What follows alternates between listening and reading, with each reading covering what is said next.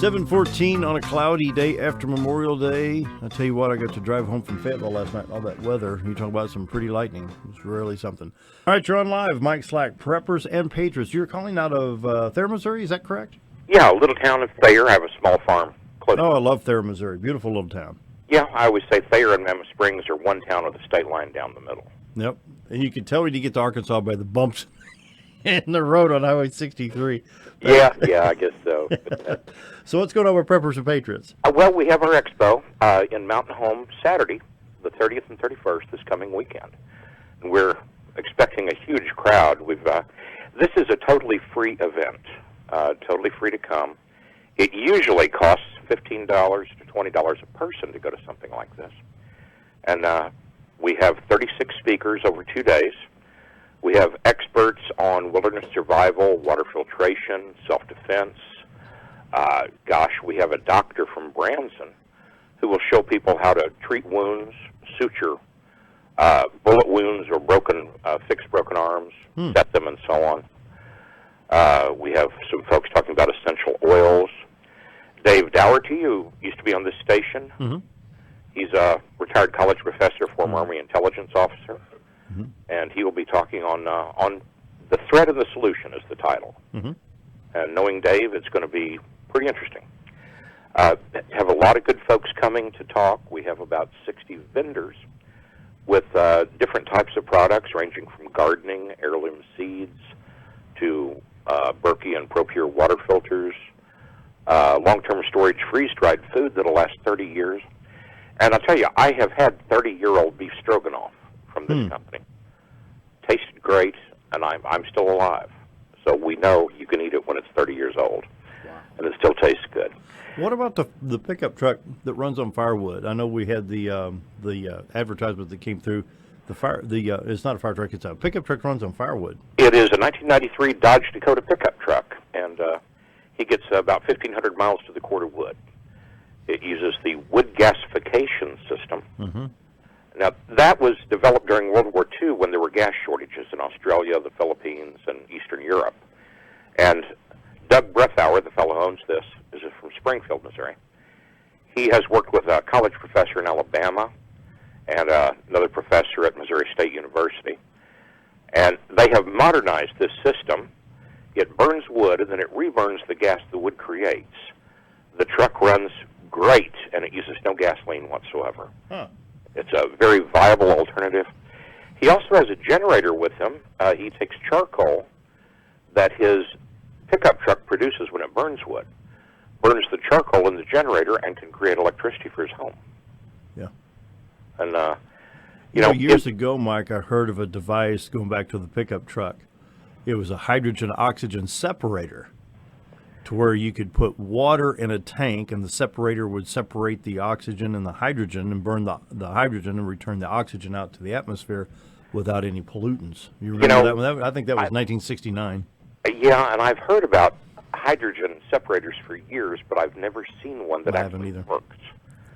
What do you bet the oil companies are hiding them?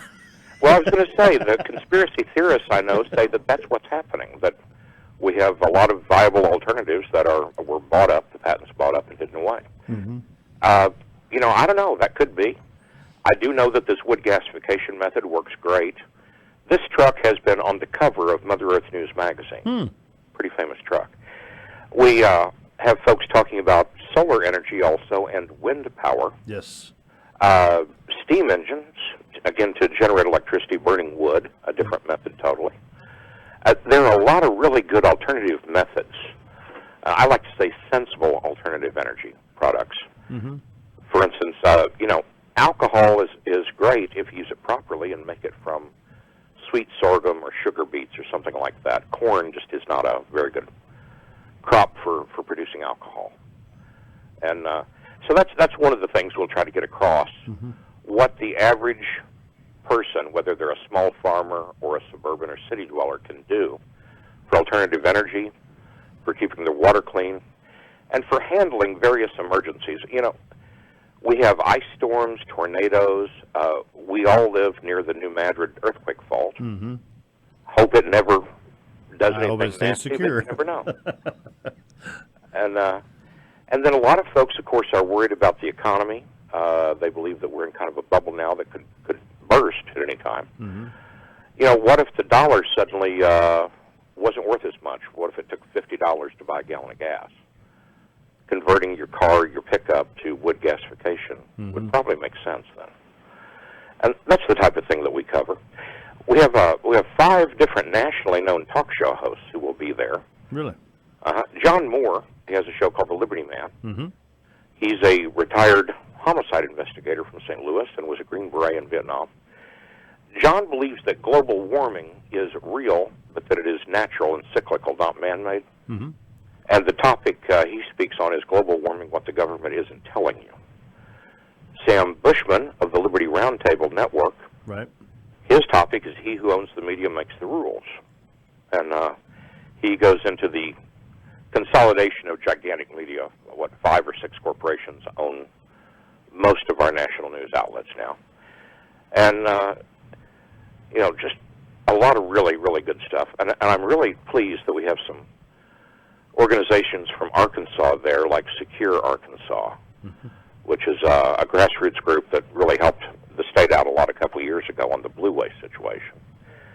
And we have both of the vice presidents of the Constitutional Sheriffs and Police Officers Association. A lot of folks might have seen Sheriff Clark from Milwaukee. Yes. Isn't he something? He is, and he is a member of the Constitutional Sheriffs and Police Officers Association. He was their Sheriff of the Year last year. This group was formed by Sheriff Richard Mack from Arizona. And, this is really something that every policeman and sheriff's deputy in the area should attend. They talk about the Constitution and how it relates to policemen and sheriffs. And a friend of mine who's a police chief in a small town here said it just totally changed his attitude and made him a better police officer. Really? After finding out about that, yeah. And we also have demonstrations outside of archery. A friend of mine who makes bows in the Native American fashion, long bows.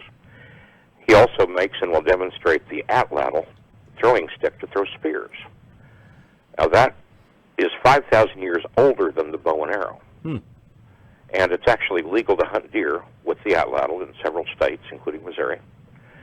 And we have a man from Texas who manufactures modern slingshots. He will demonstrate those. His slingshot will shoot an arrow. And again, you can hunt deer with these slingshots in a lot of states. Really? Yeah, I mean, to me, this is something everybody should have if they have a backpack set up as kind of a go bag or a bug-out bag. That's, to me, a must-have. And one new vendor that's coming kind of excites me. He has a very simple little aluminum stick welding device to make repairs with in an emergency. And you don't need a heat source other than some fire to light it, a match or a Bic lighter. And he said even someone who does not know how to weld can make quick, simple repairs to metal items, including cookware. It is not toxic for food. Wow. There's just all kinds of amazing things people have come up with, and we'll get to take a look at them, and folks can talk to the folks who distribute them or who even invented them in some cases. And most of them have discounts on the products there. Cool. When you talked about welding, something that came to my mind was, have you ever used an arc welder on car batteries? Not to weld car batteries, but to use that as your power source. I have not, but that's worth looking into. If you take two 12-volt batteries, let's say you get, say there's 650 co-cranking amps, and you take the two batteries and connect positive to negative, and then your anode to the outside positive and negative, that gives you double the amperage. Okay, very nice. You might try that. I heard of that many, many years ago and have never tried it. But see, that's straight DC voltage, but of course you've only got 12 volts. You're not going to get a lot of spark, but you're going that's a pretty good jolt. I mean, if you ever shorted a car battery and see that little blue spark, that's a pretty good little jump right there. Well, yeah, it is. But that may be something else that you could look into for, Preppers and Patriots in case you need an emergency weld where you had an anode and no welder, you could hook it to a battery and repair what you needed. Definitely will. I learned last year on that same vein that you can use a little 9-volt battery and some steel wool to start a fire if you don't have anything else. We have one fellow speaking on wilderness survival, and this man, Dave Lohr, was really born in the wrong century. He's a retired college instructor in aviation mechanics from the Fayetteville area. But, he goes to Mountain Man Rendezvous on the weekends, and he makes bows, arrows, etc. And I figure, if the apocalypse ever happened, he is the one neighbor I have who would definitely survive. Yeah. And he's going to give a talk basically on how to do that, how to survive if you have nothing. And that's extremely valuable. We have another new vendor coming that I think is kind of neat. A lot of women are not comfortable with firearms for self-defense. They don't have a lot of upper body strength. Well, they can learn some tricks from Tim Starks when he teaches his very quick self-defense class. He said nothing fancy, just how to disable an attacker and get away. And then another vendor is carrying a line of products called Damsel in Defense, and it's very strong pepper spray and stun guns and other items specifically for women. Good. To provide protection. Well, it's really encouraging. And, Mike, I want to point out, here in Baxter County, we have a large retired population. And perhaps, we have some widows or widowers, and this would be outstanding information for folks of that age group. Oh, it's definitely, well, it's good for any age group, really, but probably most especially the folks in the retired category. And, pardon me, another thing that I'm kind of interested in seeing is a vendor who is coming with several different types of body armor, ranging from the very inexpensive, I think he said $150 bulletproof vest that uses steel plates, up to the extremely expensive but very effective soft Kevlar full armor. And there are folks out there who really feel a need to have that type of thing. So you might as well have a nice choice, have variety, and see what you can afford. So I'm really excited about this expo. Sounds like it's been well planned and well thought out, and you've got a lot of great speakers. You mentioned Dave Daugherty and folks like that with Survive USA down at Calico Rock. It's going to be a good expo. I think so. And Mountain Home, the whole area, folks there were preppers, were into preparedness really before the phrase was coined. And of course, I'm from the Ozarks on the Missouri We started side. at Y2K. Remember that? Well, we started in my great-great-granddad's time, basically. They just called it being a hillbilly back then. But, I've heard stories from my grandparents who were kids during the Depression or teenagers. And an awful lot of the things they did back then are things that we can adapt today to save money or to get by if you don't have normal facilities. I've been through a couple of ice storms where I had 2 weeks without electricity. Yep. The first one was a crisis. 2 years later, it happened again. That second one was just a minor inconvenience because I was prepared. I had what I needed. We're down to our final minute here, Mike. We're visiting with Mike Slack of Preppers and Patriots out of Thayer, Missouri. And give us a final rundown. We're down to about 55 seconds before the theme song hits, and we go to the second part of the show. Well, everything that you need to know to save your life. We say it's 2 days that could save your life. The website is preppersandpatriots.net. Preppersandpatriots.net. My phone number's on there. Feel free to call me if you have any questions. We still have a couple of vendor spots left if any business out there would like to get involved. And we hope to see a lot of folks from Mountain Home and the area on this weekend. You're going to have a crowd down there, yeah. So real quick, it's at Baxter County Fairgrounds. Give me the dates and times one more time. May 30 and 31, Saturday and Sunday, 9 a.m. to 6 p.m.